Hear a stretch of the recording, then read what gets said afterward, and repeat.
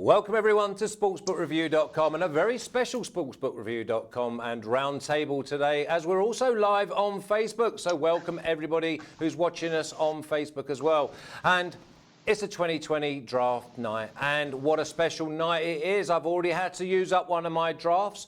I've brought Jeff Nadeau in, otherwise known as Big Man on Campus, and he's going to be sandwiched by Donnie and Drew. Gentlemen, how are you? And how excited are you? Go with you, Jeff. I'm very excited, Flash, and I'm appreciative that you had me on. It's good to be a part of this with you guys. We haven't had sports in a long time to actually bet on. It's nice to actually have it just for a couple of days to get us out of the COVID mindset, but looking forward to it. Drew, probably the biggest sporting event around the world in the last couple of months. And the draft's not big, but tonight, an indoor gala is going to be massive. Yeah, biggest for over the last couple months, biggest for the next couple months. This is all eyes on the draft tonight. You know, there's ways to bet this that we haven't seen in many years. The options are just awesome. I really love how the sports betting community has kind of leaned into this event to try to make something special for us here, because this is an island of content and awesome excitement and fun. And after this, we got horse racing, I guess. Yeah, I mean, horse racing every single minute of every single day. But listen, I love my horses, but it doesn't even come close to my love for the NFL and football. Donnie, Drew says it's been built up. And now I know one of your bugbears are all these curveballs and smoke screens and mirrors. Yeah, now this is the fun part about the draft is anything you're hearing over the last 48 hours, disregard it completely. You've had wide receivers like Jerry Jeudy who are clearly at the top of the draft, and all of a sudden out of nowhere, randomness saying, oh boy, he's got a really bad knee, when nobody obviously checked that out. And by the way, the best part about these smoke screens moving up or down, nobody's had any workouts. Nobody's worked out with anybody. Imagine high risers and fallers now based on what? Conjecture? Nobody has gone in front of a team and actually worked out at this point. And by the way, before you get going here, Flash, can you notice on the screen the two people that are living in paradise able to get some sun and the two people that live in the Northeast who are cooped up in their basements? Pretty easy to tell. Yeah, in England we call them piano carriers and piano players. And we know exactly who's looking after each other when we're sitting in 80 degrees. And you boys, you're the workers. You are the ones. You are the engine room.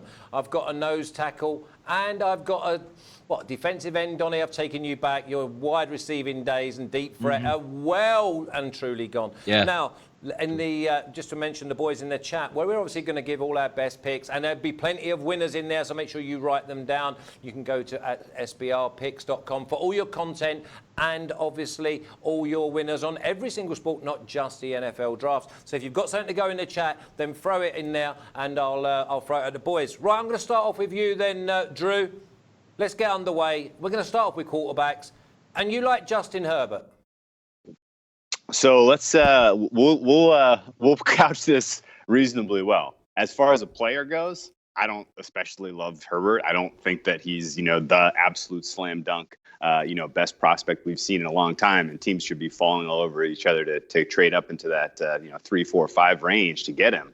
I just am trying to read the tea leaves here, and it's a very complicated situation this year. I agree with Donnie's sentiment that a lot of the media reports, especially from some of the big guys over the last 48 hours, have been total nonsense. Even the guys that are the most well plugged into this Miami Dolphins team cannot tell you who they prefer between Tua and Justin Herbert. I have heard from people, within the Bama community that the Dolphins did not do as much of a kind of a due diligence on Tua as you would have thought if they are truly all in on him. I think a lot of kind of the public spirit of he's the better quarterback, he's the better prospect, really does kind of, override some of the medical concerns that you have. And, this year in particular, with the inability to get doctors to give him a second, third, and, a good, clear bill of health, I would say that there is a very real risk that, Tua is not as sought after as we would think, given his talent level, given his pedigree. And so it's really just for all these reasons, I think the market on, Dolphins, who do they take between Herbert and Tua, I think it's probably closer to 50-50. Most of my plays that I've made on this have come when the odds were, in favor, so I was looking at plus money odds here to get one of these quarterbacks. And I guess the one last thing I'll leave you here as kind of my smoking gun in terms of why I think the Dolphins may be in favor of Herbert. It's a little this again, and I'm pulling a narrative out of thin air here, and I acknowledge that 100%. But all the trade smoke, the idea that they would trade up to third, why would they do that if not for Herbert? Because we know pretty clearly that the Chargers, who are picking 6, who are the only other reasonable team in this draft looking for a quarterback, don't really fancy Tua at all. But they have done their due diligence, and they have spent a lot of time on Herbert. So if the Dolphins really are maneuvering up to 3 to trade up in that line spot and take a quarterback, for my guess, for my money, I'm guessing that's Herbert. I think the right way to attack this is Herbert under 5.5. That covers you a little bit in case the Chargers come away with some Godfather deal on third pick and take Herbert 3. But I do think I do think there's a very real possibility we see Tua slide in this draft, and I do think that Herbert could be the second quarterback taken. Yeah, Donnie, second quarterback taken, you've gone for Tua. He's now at plus money 125. Now, is there any chance that Tua slips at 15 and Miami still get their man? Yeah, I was taking a look on there. I was actually seeing it more closer to like that 160 to 165 in that range for Tua. But certainly if you get a much better odds price, that makes sense. But I'm looking at the top 5 overall for myself. And if I'm going to bet this, or if I'm going to take a look at the draft, I actually think 3 quarterbacks go in the first 5, because I think it's a major mistake if Detroit stays at 3 and makes a pick. And I also think it's an equally major mistake if the New York Giants stay at 4 and make a pick. I think the teams are going to trade up. Obviously, we know Burrow's going to go number 1. I think Tua is the better quarterback over Herbert, so I'm going to lean on him going second all along. And I think the Miami Dolphins will be a perfect spot for that. If the Dolphins are looking to trade up, I actually think it might be for Tua. Let's also remember, this is a huge draft, not only for the Miami Dolphins to actually put a product on the football field, but to get their fan base excited. You can almost see that draft party when they're back drafted like the Brady Quinns of the year getting booed, where if you take Herbert, I can't believe we did that. If you take Tua, you ingratiate yourself to the fan base a lot, even if it's not even the right move. Remember with Cleveland a couple years ago getting Johnny Manziel? Boy, their fan base ate that up. Even if it was a terrible football decision, it's still a business at the end of the day. Tua is going to be that takedown there. Jeff, there's going to be many smoke screens and mirrors, and there's going to be a lot of boys that are going to be maybe projected at 9, 10 and go a lot lower. Where do you sit with the Mekhi Becton? Under and over the number? What do you think?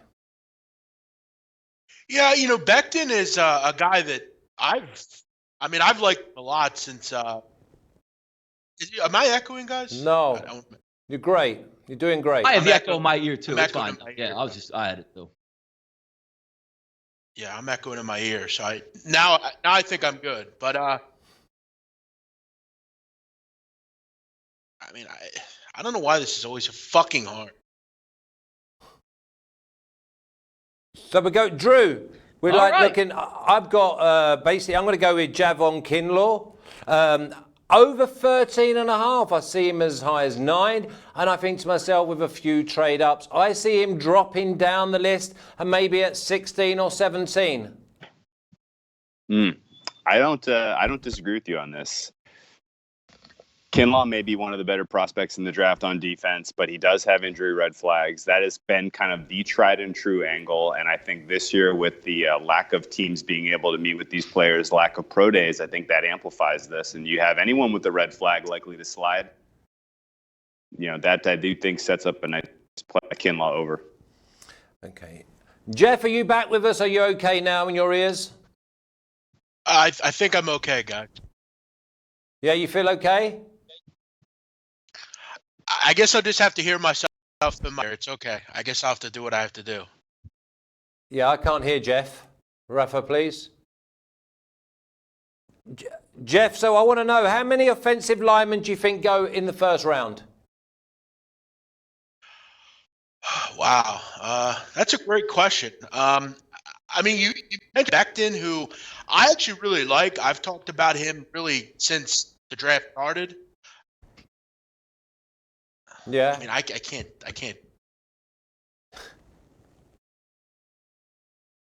Donnie, Jerry Jeudy is the first wide receiver taken, and at plus money, you think that's great value? Look, I'm just going to take it. And it's not any reading on any, tea leaves or anything that I'm moving through where I say, boy, I really read this or I have some inside knowledge. I'm just going based on what I see the entire way. I thought Jerry Jeudy was the best wide receiver all the way through with college football. He was listed as the #1 wide receiver, obviously after the combine, then some late movement. But also you have to trust what the odds makers are looking at as well. They're not moving these odds just on air to try to get some action going with CeeDee Lamb or Jerry Jeudy. So there's obviously something to it. I just saw a line where I think the better wide receiver is. I don't think a lot of information is correct heading into it. So I'm going to take a shot on a plus money wide receiver with Jerry Jeudy. If I'm the Philadelphia Eagles and I have the first pick taking a wide receiver in this draft, I'm taking Jerry Jeudy. I'll take the plus money, Flash. Yeah, well, I mean, I've actually gone against you, and it's probably the only time we're going to cross swords. And I've gone with CeeDee Lamb as the first wide receiver taken, and that's at -110. Drew, Tristan Wirfs, first offensive lineman. Does he go to the Giants? Yeah, this is, again, kind of, maybe I bought into some speculation. Maybe I bought into some insider reports that are true. Maybe they're not. But I think Tristan Wirfs pretty clearly represents a value pick for the Giants no matter where they get him. Because they have a massive need in the offensive line. They draft young Daniel Jones last year. The guy fumbles, every other snap practically. The best thing you can do to try to solidify your investment in your young quarterback, your young running back, is to draft an offensive lineman. To me, Wirfs is the right. He fits their system. He fits he's got the athletic packages to play many positions on the right side of that line. They can slot him in immediately at right tackle. He can move over to guard if needed to be, and it gives them a lot of flexibility to really let their young offense grow. So Wirfs going to the Giants at 4 is where I have him slotted right now. And if the Giants, for whatever reason, pick defense, or there's been a lot of rumor that they're interested in Thomas. There's been a lot of rumor that they're interested in Wills. That may be true. But I think if they don't take offensive tackle, Wirfs is the prospect that stands out pretty clearly above the other 4 guys, in my opinion. And I do think he will be the first offensive lineman off the board. Again, assuming you can get a price in the plus 150 range. If they're asking you to lay juice on Wirfs' first offensive lineman, then I'm staying away from that. Okay, and Jeff, I'm going to come back to you. I obviously asked you how many offensive linemen in the first round. The line's at 6.5. That means that only probably one is going to slip away if we go over. Yeah, I thought 6.5 was a little too many, guys. I mean, I think Thomas, Becton, Wills, Wirfs are locks. I think Cesar Reeves is probably in there as well. But I had a hard time getting to 7 or 8. I think they're fringe guys. Austin Jackson's a fringe guy. You have some guys that I think could be in there. But I'm willing to take a shot that I can get, where are we at here? I can get plus 225. That seems high. 6.5 is high. Okay, so you fancy you would go low then, or under 6.5? I would go under 6.5. I think you mentioned about Becton. I was really high on him, but you look at off the field, he's got, the failed drug test. He is 365 pounds, and take it from me, weight can be an issue sometimes. People like to eat. He likes to cook. Some of that stuff on the surface, I don't think is a big problem, but it bothers GMs a little bit. Okay, Donnie. Now, obviously, the pink elephant in the room is the running back situation, and we're looking at obviously DeAndre Swift being the first running back. The price is obviously not great, but if it's a winner, it's a winner.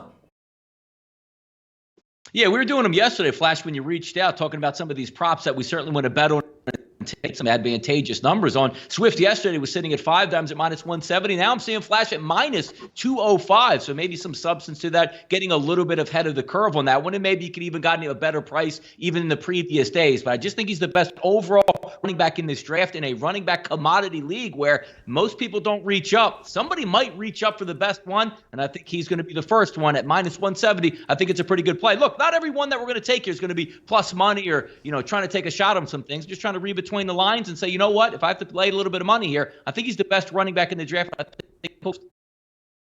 Yeah, Jeff, I'll come to you because I saw this morning there's a possibility, and it's a wild card possibility, that the Patriots take DeAndre Swift.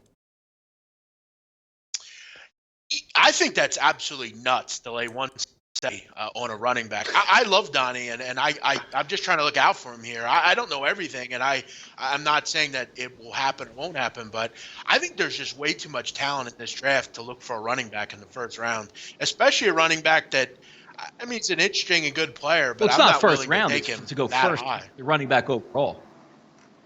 First running back overall. Okay, I got you. My fault. Yeah, I mean, listen, he Okay, might slip in. I thought it was in the first round. I was going to. Yeah, but he may slip in at 31, 32. I mean, the chances are that he probably will be maybe at first call in the second round. But let's go back to that wide receiver, because, Drew, you've got Jerry Jeudy over 12.5. That's right on the bubble. Yeah, and some of my thinking isn't necessarily informed by the rumors surrounding Jeudy lately, the injury stuff really at all. I am simply looking at the likelihood that there are enough top-end defensive players, there is enough top-end offensive lines that I don't think we see our first wide receiver off the board until pick 12, which is the Raiders. And so the entire handicap on Jeudy over under 12.5 comes down to how do the Raiders feel about Jeudy relative to Lamb, relative to Ruggs? Is he their guy? And from everything that I can tell you from talking to people who are part of the Bama organization, it does not seem like the Raiders have eyes for Jerry Jeudy. It feels to me like they're in the CeeDee Lamb market, which would then leave Jeudy available at pick 13 to the Niners potentially, or he could slide a little bit farther. In fact, I can see an entirely realistic scenario play out where Judy's there available for the Eagles to pick with their first pick in the 20. You know, the wide receiver market is tough to really wrap your head around in this year's draft because it is so deep. There's a very clear top tier of 3 guys that you can't argue that. But then from guy 4 to guy 12 in this, wide receiver 4 to wide receiver 12 in this draft, you're going to get a very likely contributor to your team for 3-4 years. So I think that that in general will de-incentivize teams from really rushing to the top of the market here, giving up assets to move up for wide receivers and really kind of creating an early run on wide receivers, which is what you would need to have some high confidence that Jerry Jeudy is going to go before pick 13. Yeah. Jeff, how many defensive backs do you think will go in the first round? And what's the line? Well, the line's 6.5. I think there's 7 or 8 for sure that can go. I think there's a lot of fringe guys as well. You need to look towards the end of the first round. There are teams with, I think, a need. I'm not saying they have to go out and address it, but teams like the Chiefs, the Titans, I think it's important they strengthen the cornerback and safety positions. There's a lot of teams, particularly the Vikings, the Eagles, all sorts of different teams that, I don't think would be overly surprising if they take corners. I look at some of the fringe guys, Trayvon Diggs, Igbenjene, all these guys are well liked in draft rooms. Just because a guy's not in mock drafts don't mean that these actual teams don't like him. I've heard good things about this kid Igbenjene out of Auburn. Okay. Donnie, when you look at some of these and you think they were projected to maybe go in between 20 and 25, how many do you think will just slip out and we won't see them until Friday evening? What grouping we talking about here, Flash? We're looking late in the first round draft when people are hanging on and they're thinking they're going to be, and they have to wait another day. You think there'll be many of them? I mean, maybe you take a look at a wide receiver like Brandon Ayuk out of Arizona State, who I'm not all that high on, but I got to tell you, one of the prop bets I took, will he be a first-round pick at -120? Believe in some of the hype coming out. Now sitting at around -180. This is a guy that I have outside of my top 6 or 7 wide receivers, but people keep on trying to fire him back in that top 5. If I'm an NFL team, he's not going to be a first-round draft pick for me. I think there's so many more wide receivers on the board that it would take over him. But that's a guy I could see. If you're not believing the draft hype right now, that's a guy that can slip from presumably 21 to 25 down to an early second-day pick here. Drew, Mitch in the chat says that Patriots' first play will be offensive, and that's plus 115. What do you think? Ooh, I like that. I have kind of, if you look at the type of player that they're going to draft, where they are in that spot, I can see an entirely reasonable that there's a quarterback there for them. Obviously, I don't have a ton of confidence that Stidham is their guy going forward. I think they've done their due diligence on a number of quarterbacks in this draft, and I do see a situation where a guy like Tua slides, a guy like Jordan Love slides, and they have their pick of the litter there at say pick 23. And this isn't something that I would say has better than what do you say the odds were? Plus 155. Plus 115. Yeah, that's pretty good. I like that a lot. I think, and 50-50 chance really that they take offense or defense, in my opinion. If there's a decent edge rusher there, a decent outside linebacker there, I could see them take a swing. But if not, the likelihood that there will be a good quarterback sitting there ready for them to pick off is pretty high likelihood, in my opinion. Okay, the boys are also liking Ruggs under 13.5 at plus 140, Donny.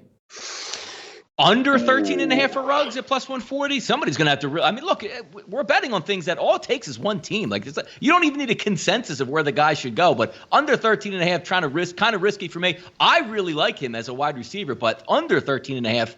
That's a pretty risky one there. I actually would lean towards the over on that one, Flash. Yeah, I'm jumping over on that one. I'm thinking to myself, I don't see Ruggs going under 13.5. If we see Ruggs at 13.5, I think we could see wide receivers at 11, 12 and 13. Jeff, I know you like your Auburn players. What about the under and over at 1.5? Yeah, 1.5 seems, and again, guys, I'm sorry that I'm having some tech issues. I'm having trouble hearing you guys. 1.5 seems kind of an odd number because I think a lot of people will mention, we know Derek Brown's a lock, which he is. He's going to be a first top 10 pick. But I continue to mention this kid, Bojanic. He is the prototypical corner in this league. He's got pretty solid size. He's physical, and that's the thing I like about him. Really physical, strong, hit you at the point of attack, great tackler, plays special team, good in the return game. He can really do a lot of different things. And as I said in the previous segment, just because you don't see a guy on a mock draft doesn't mean he's not a first-round pick. I've heard a lot of things to say that this guy, a lot of teams like in the first round. I'm willing to take a shot at plus 200 that we see 2 Auburn players. I think he could be towards the end of the first round. Plus 200, though, you don't mind them type of bets, especially when you're only looking about one surprise pick. Drew, we are going to see some real curveballs tonight. There will be shocks. There will be surprises. What 2 organisations do you think will come out best and who will blow it? Well, the easy call is the Giants blow it, just because 2 years in a row they have. Yeah. So they're on a heater. I like the Dallas Cowboys blowing it to a degree, just because Jerry Jones is going to be by himself drafting. I feel like a lot of his success in the last handful of years draft has been born out of having a good team of people around him, giving him good information. If he's shooting from the hip, he'd make a pretty questionable call. But as far as teams that I think will come out the best, pretty obviously Miami Dolphins, just because they have so much capital. And where their picks are and who will potentially be available, especially with their second and third picks in this first round, they are going to be able to completely rehaul their roster in terms of talent. Anytime you can infuse 3 first-round talent picks in your team in 1 year, that really sets you up pretty well. See what the Dolphins do. If they end up taking Herbert, who I'm kind of lukewarm on, that's fine. If they end up taking a running back in the first round, I'm going to be pretty disappointed in them. But I do think that where they are in terms of picks in the draft and addressing some of their needs is pretty solid. And so I do think they're going to come out a winner out of today's. I mean, anytime you make 3 picks, you're going to be perceived as a winner. So Dolphins. Donnie, we're going to talk Eagles. What would be a good first round for them tonight? Not trading up, not trading down, sitting right where they're at 21 and taking the best wide receiver on the board. It's such a simple draft that they will compound and make it so much harder than it is. Then they'll try to trade back in the draft and tell you, boy, there's so much value at wide receiver. We stacked up an extra 6th rounder in 2029. You can't beat that type of value. Stay at 21, draft a wide receiver, and everybody will be happy. Big man, also a massive Eagles fan. I'm not an Eagles fan, but my money is on them because the value was just too big for next year. I got them at plus 2,500. What don't I want to see? Well, look, I mean, if their past is any indication, as Donnie mentioned, they will do something to screw this up. They're a heinous team at drafting, and they have a weird proclivity to not draft the players they need. It's time to stop screwing around at the receiver position and go get the best player. If that means drafting up or moving up, you got to do it. Stop band-aiding the situation with 4th and 5th round picks and Pac-12 players are not good enough. Go up and get the best player. I'm totally okay with them moving up and relinquishing a pick to get a better player. The problem that I think we have here is, and Drew mentioned it, is I think there are 3 or 4 really good receivers in this draft. And then there's a lot of question marks. I think balance, but I don't know either. I definitely don't want Ayuk. I don't want Mims, and I don't want Rieger. It's either Higgins or the other 3. Make it happen. Stop screwing around. Yeah, obviously my favourite is T. Higgins. Cannot believe he's not an absolute shoo-in for the first round. That means I'm going to have a very exciting watch when it comes to the second round. Okay, join us tomorrow at 3 o'clock Eastern Time as we go through the shocks and the surprises, and I'm expecting quite a few of them, to be honest, through round 1. And then we'll have preview of round 2 and round 3. Good luck, Donnie. Good luck, Drew. Jeff. Good luck, mate, and let's hope the Eagles make you smile tonight. So that's the 3 wise men. Hopefully they're giving you plenty of winners. Now, if you're watching us on Facebook, you can watch us on Facebook at Sportsbook Review. And remember, we'll be here tomorrow, sportsbookreview.com. And everyone in the chat, good luck tonight. Count your money, and we'll find you more winners tomorrow. You take care.